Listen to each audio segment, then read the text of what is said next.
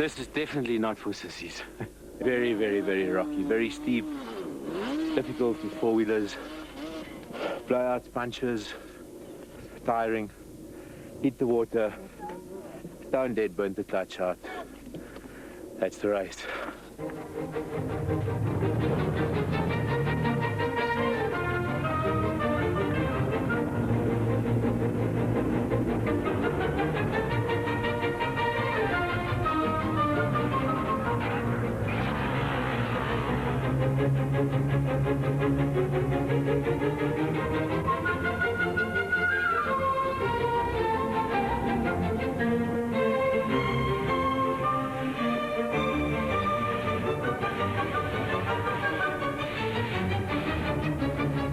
Tarkastad, 60 kilometers west of Queenstown in the Eastern Cape, venue for the second running of the Tarkastad 400 off-road race. The Settlers Off-Road Motor Club have produced a challenging setup for this one, and the Tarkastad Heat will provide probably the biggest obstacle. It's a popular race with the local community, farmers making their private land available for the 200-kilometer circuit. The competitors will go round it twice in a clockwise direction. Joining us is Kenny Schulthammer, the acclaimed South African off-roader, having wrapped up virtually every race in the book in his career, including the Roof of Africa on 2 and 4 wheels. Kenny, nice to have you along. Thanks, Glenn. Kenny, pictures here of the day before the Friday, before the Saturday race. This is the final prep, the scrutineering. You'll draw your race numbers, your start position. As there's no time trial this year, that means you have to go flat out for the duration of the race, and they recalculate the times at the end of the race. Well, you know, it's the first race of the year, and I mean, everybody's always hungry for a win, and, you know, it depends who's had a good Christmas or not, and, you know, I'm just going to take each race as it comes and, you know, ride the race that I know that I can race, and hopefully it's going to be good enough for the win. I reckon, yeah, by 7:30, 8 o'clock, it's going to be pretty arty-ready. And tactics for the race? First event of the season, we've actually just got to go out and do our best. So there's not much that you can do other than just give it, you know, give it all from the beginning, I suppose. Yeah, I'm ready. I've been training hard. I've been in the gym. I had a very bad start to the season last year. We actually missed out Tarkastad due to an injury. So I'm looking forward to this year. I'm going to go out there and take it easy. I'm trying not to hurt myself or anything. I'm going to try to be consistent this year. Temperature's going to be a big factor today. So like before 7 in the morning, it's already about 32 degrees. It's going to get about 37 degrees today. I think guys are going to get a big surprise out there because weather conditions are going to be very harsh. We're going to run out of water. People are going to be dehydrating. We're going to get very tired in the second loop when lunchtime comes. So it's going to be a hard day out there today. Last year it was a 200cc class that I had a lot of competition, and this year I've got even more. I've got Daryl Curtis, Graham McLaughlin, and so forth, a whole lot of guys. I've been riding bike for 5 years, and I've been riding quads for 2 years. I want to finish, I don't want to win. Temperatures are hot, and they're going to be a major telling factor there today. Yeah. You ready? Fit well? Yeah, put a lot of preparation in the car, put a lot of work in, we're ready to give it a go. We're having to run the Class E car today, just for the first event, the diesel. And then from then on we'll have the V6 and we'll move to Class D. So it should be a very exciting year. We're really looking forward to it. So here's the off on the Saturday. Yeah. You'll see that there's only 1 minute intervals now, or 30 seconds between the guys. That's Richard Carolyn. And these are the champions from last year. This is the Chepik father and son combination. RP Reinecker, of course, the Class D champion from last year, will be challenged by Neil Woolridge in the Pajero this year, whose new car from Dakar is now landed, and it'll be ready for the Balbaspan 500. You talk about Neil Woolridge coming back from Paris-Dakar, and we'll see Alfie Cox in this one as well. It must give them a tremendous boost. They come back, and no discredit to this particular race, but they come back feeling, hey, this is like a walk in the park for them. Conditions are very different. You know, here they will experience a lot of rock, which they didn't experience in Dakar per se. Through Morocco it was quite rocky, but the rest of it, yeah, it is a bit of a time trial for the guys as such. But again, as we'll see later on, the Tarkastad route does vary. You have lots of different types of terrain that the guys have to navigate on each 200-kilometer circuit. It's a nice test. Oh, most definitely. Most definitely. You actually get, once you get out into the over the mountain range, you basically get out into desert conditions. But when you're in the mountains, it's very, very rocky, which you will see later on. Now, already in the start here, Kenny, we can see the dust factor, and you were discussing that there hasn't been a time trial ahead of this particular event. And dust and that gap between competitors in the off that we're seeing here is crucial. Oh, most definitely. They've done this to try and restrict the time that we actually take during the races. So the Friday is normally a time trial, Saturday race. But the guys are finding that with the economy the way it is, they're battling to get off for 3 days for the race. So here we have, for example, bikes going off 2 at a time. 2 at a time, 30-second dust gaps. But those, as you see now, these guys, they're going to be scratching with each other for the duration of the day. The quicker guys will get into the front, but it does tend to be a problem because if you've drawn a low number... for example, there, 316 going out on his own. Right, he could be one of the quicker competitors. Okay, he then has to catch up to, say, Alfie or the leader at the time. And if he's drawn caught up to Alfie, he could just then ride on Alfie all day. And on adjusted time, he would be the winner. Okay, we've seen the start, and again, you're very familiar with doing these sort of races. Does everybody get particularly excited at the start or say, hey, that's where all the camera guys are, that's where the crowd is, let's get the start behind me, let's get into the race proper? How do people feel about the start? Well, the guys get pumped up. They really do get pumped up. There's a lot of guys that are TV, they go crazy with the TV cameras. I won't mention their names now, but there are definitely a few guys. And yeah, when there's a camera, the guys really get pumped up. Obviously, they make a lot of mistakes, but it's part of the deal. But this is what it's all about, getting out into the open and doing your thing. Sure, getting out in the open. When you are out there, there's nobody to assist you. The conditions don't allow for assistance, and neither do the rules. You're not allowed outside assistance. So basically, you start the race and you finish it under your own steam. This is Richard Caron. He's about to have a little bit of an oops. We'll discuss that with him later. Now, what's happened here? That's a mistake. Whoa, in front of the TV cameras as well. Definitely, that's it. There's the perfect example. He overshot the turn. It's very difficult just to reverse these cars. Your vision behind you is very limited. So you see, he didn't try and reverse to try and make correct the mistake. That's the Chepik boys going past him. Now Richard actually started in front of the Chepik, so he now has to catch up. This is RP Reinicke. Now again, he's avoiding the water there, unlike the previous competitor. Like rallying, do you have a navigation setup where you should know where this water's coming, or is it pretty much taking it as it comes in this sort of race? You do have a route schedule, but it's not very detailed, so they wouldn't be showing that water. So, and Richard is in a single-seater, which means that he's just flying it by the seat of his pants, basically.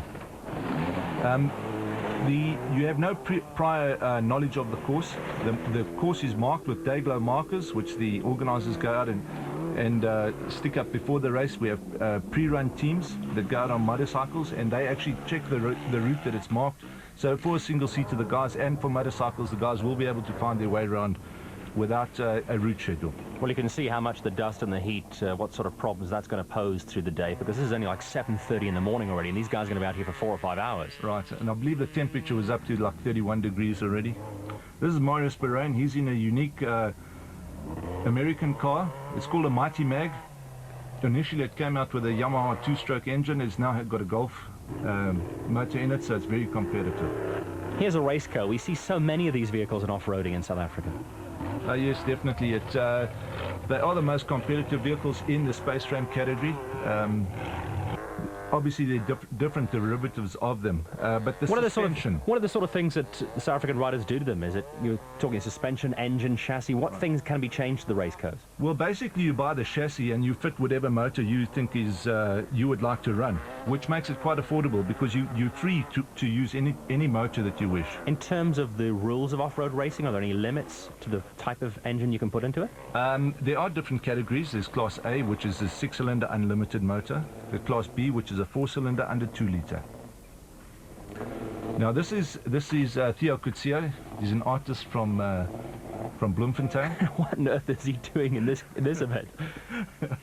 He's been competing for many years, and they've brought this vehicle in from America as well. You talk about him being an artist. I mean, the sort of people who get involved in off-road racing, the image is big, brawny sort of guys, but I guess there's all sorts of people from all sorts of walks of life. Yeah, sure. When I say he's an artist, that's just his hobby. He actually runs a transport business. Okay. Okay, this is RP Reinicke again coming through the water hole. I think we're going to see quite a bit of this. You'll be able to see the different way various guys approach these crossings. Again, the inherent danger is that you can plunge so hard into it. Can you actually kill the motor in the water? Most definitely. Most definitely. There is a technique to handle these type of things. A lot of the time the guys don't actually see what they're coming across. You know, the guys, they could be discussing something that's wrong with the car. And, well, there you see it. It looks like grass. It's not really.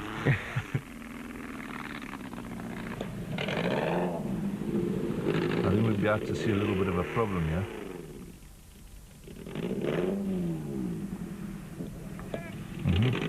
He's got a gear selection problem, it looks like.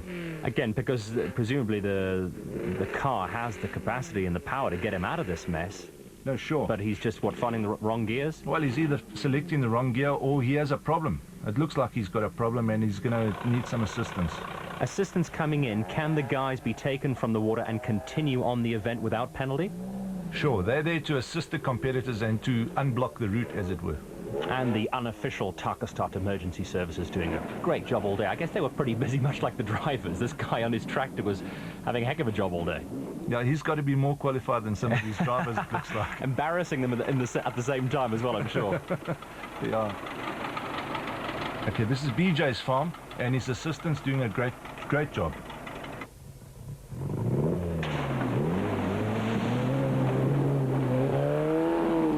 That's a Class C car, which is more of a budget vehicle, which is the same as this, which makes the whole racing more affordable.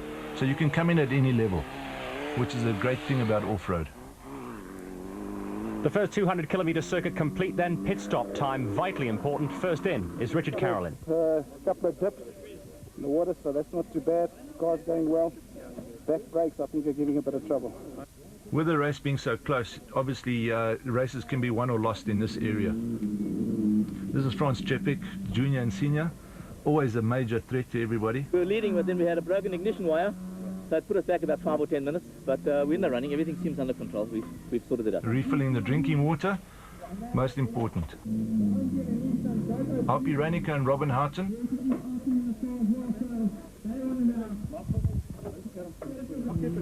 Robin, I think we should change this tyre quickly.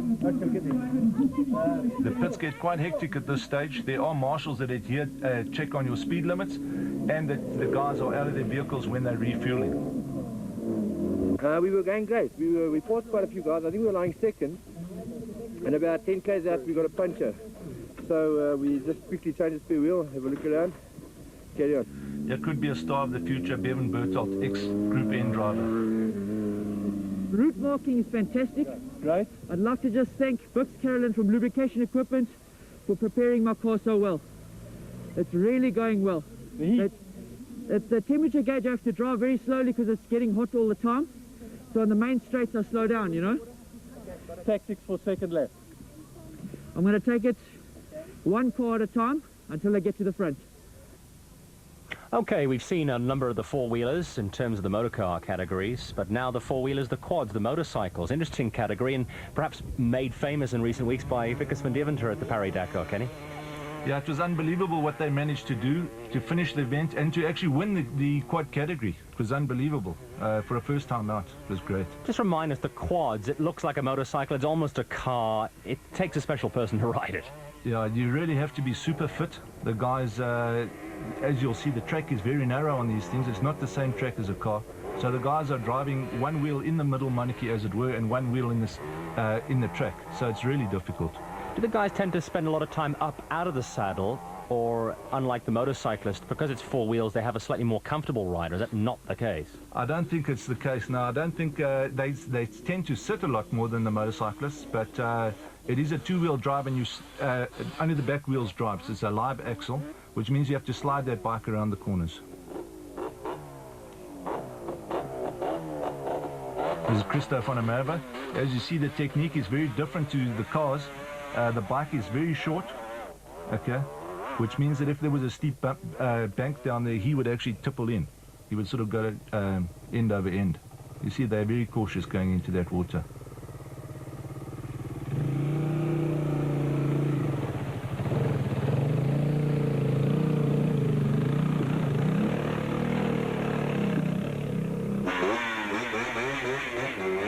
Again, I can see the guy's putting a lot of weight on the back of the bike, shifting his whole body to the back there. Well, he's looking for some traction.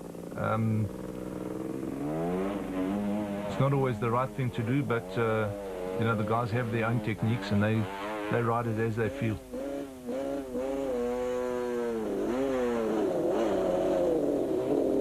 It's quite interesting that the quads can actually get stuck in a mud hole like that as well. They actually do float, those wheels. If that bike was left on its own, it would float in the water.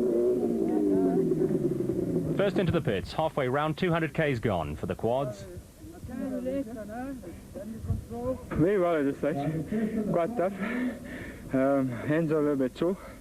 I think everything's going well, yeah. Only 200 k's to go. Onto the motorcycles and the two-wheelers. Kenny, I guess, best expresses the whole free-riding spirit of off-road racing. Yes, Glenn, but these guys are really top-class athletes. They train unbelievably. They're in the gym, they're doing road work, and yeah, they're top-class athletes.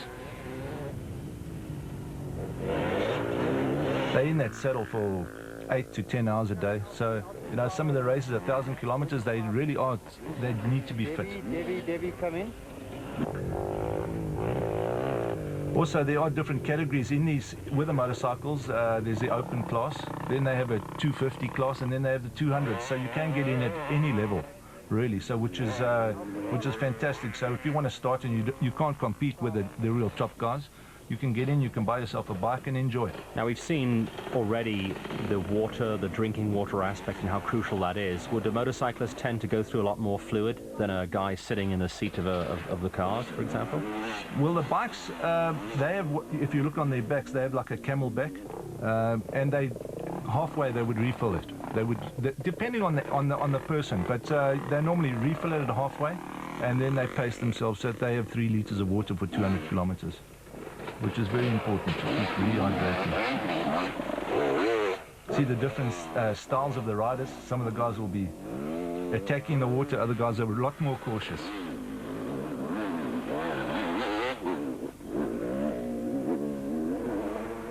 Here's Elmer Simons. He took it the right way.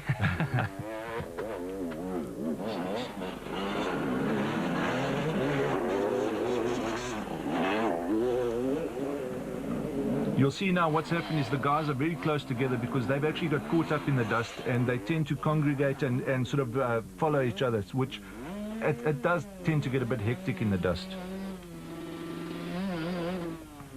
Not that there's any here. That's always nice to know. If the bike gets stuck, you can always get off it and take the weight off it. You can't do that in a race, Kate. Okay, guys, let's all bail out and push, although it does sometimes happen. Yeah, it does. But the bikes are... it's a fantastic form of motorsport. It's easy to ride. Everybody can do it. You need a bucky and a bike, basically, and you can get to the races. Here we go, halfway marker for the motorcycles. First man in. Alfie Cox, what can we say? Yeah, again, much like Vickers van Deventer, helping to glorify off-road racing because of his Paris-Dakar exploits. Oh, most definitely. They brought off-road racing to the fore. People are now aware of what's happening. You see Alfie drinking here.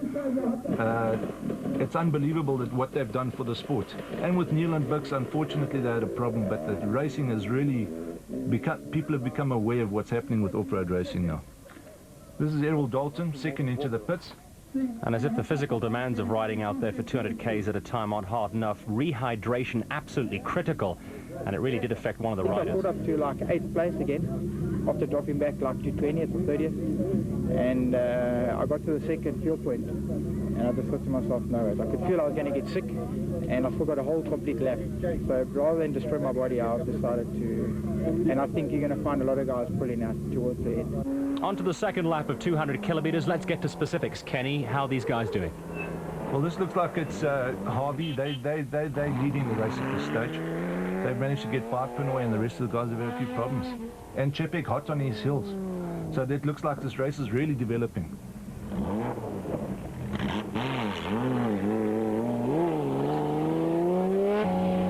This is Arpi Reinicke, which means that he's right up there. He's leading the production vehicles at this stage, a Class D car, which is the ultimate in the production vehicles. There's Derek Pinoy, quick fit. He told us he had a problem with the pits, and he's moving up. He's one of the quicker guys in the specials. One of the quickest drivers we have. Oh, here comes Neil Woolridge in the Pajero. Next year, next race, he'll be in the Class D car as well, the Paris Dakar car, which is now docked. And there'll be another driver in that vehicle. This is Bevan Berthold. He's really moved up fantastically. This is his first race in his new car, so he's really, really done well. So here we are, a perfect example of how different the terrains are on this 200-kilometer route, Kenny. We've had plenty of dust, we've had rocky, watery section, now more the open terrain sections. Right.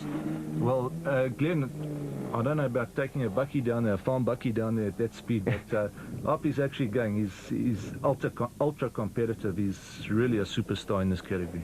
Really sharp, jagged, rocky terrain here as we get to the closing stages, Kenny. Well, it's coming towards very close to the end of the race, so you really have to be careful that you don't get a puncher. This is our leader at this stage.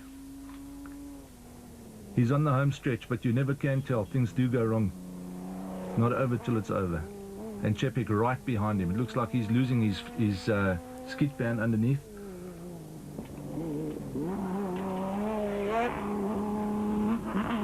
And this is Richard Carolyn. This is Obit. This is the guy that went through the water earlier on. A little bit drier this time. It looks like a smooth cruise to the finish, but as you were saying, Kenny, anything can happen in the last few Ks. Most definitely. We have a saying in off-road racing, it's never over till it's over. So let's see what develops.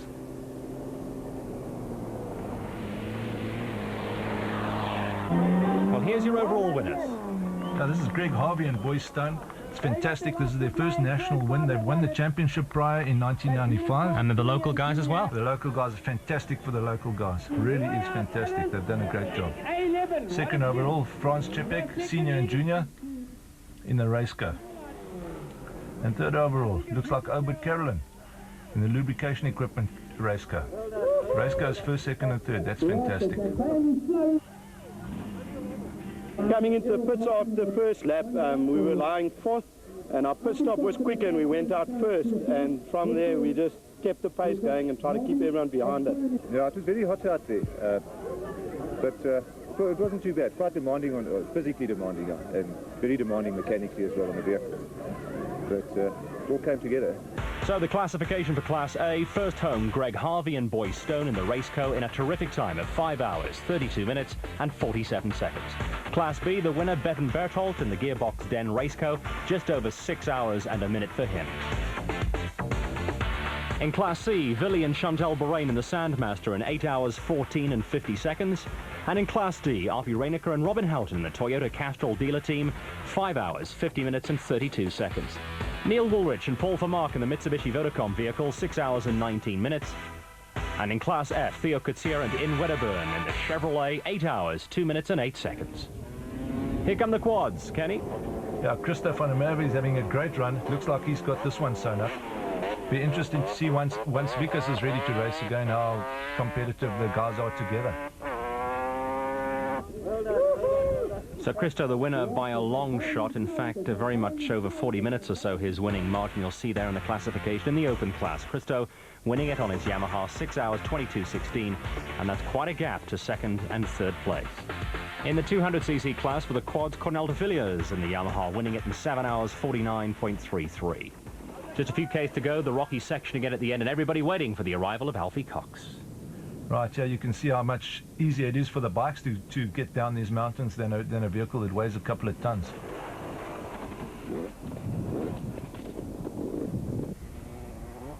Alfie really just lapping it up, and again, as we were saying earlier, it's almost like a cruise, this event after Paris-Dakar. Yeah, well, here we have Daryl Curtis, who hopes to be in Dakar this year, and I'm sure he'll do a sterling job as well.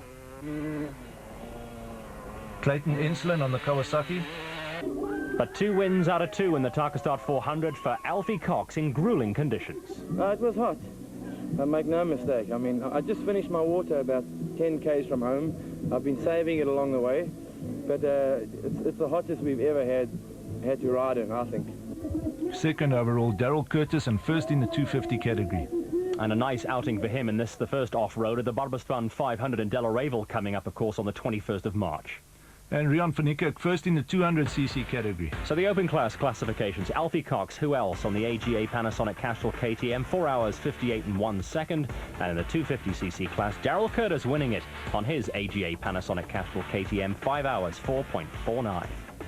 And Rian van Niekerk on the AGA Panasonic Castrol KTM winning the 200cc class in 5 hours 21.32.